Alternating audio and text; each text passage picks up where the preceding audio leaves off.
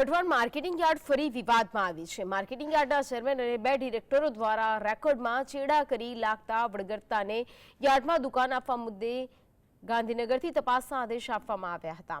Marketing yard record સાથેના ચેડાના વિવાદને લઈને ગાંધીનગરથી અધિકારીઓ સુરેન્દ્રનગર તપાસમાં પહોંચ્યા હતા।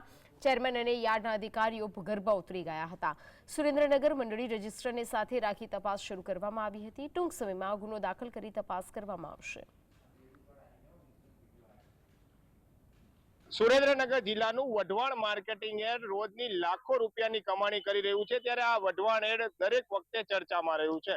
હવે ફરી એક વખત વઢવાણ યાર્ડનો જે વહીવટ છે તે ફરી એક વખત ચર્ચામાં આવ્યો છે। ખાસ કરીને જે વઢવાણ માર્કેટિંગ યાર્ડમાં થડા ફાળવવાની બાબત હતી, જેમાં ચેરમેન અને જે 2 ડાયરેક્ટરો છે તેમને લાગતા વળગતાઓને આ થડા ફાળવી દેવામાં આવી હોવાની રજૂઆત ગાંધીનગર સુધી પહોંચતા હવે ગાંધીનગરથી તપાસનો રેલો સુરેન્દ્રનગર માર્કેટિંગ યાર્ડે આવ્યો છે।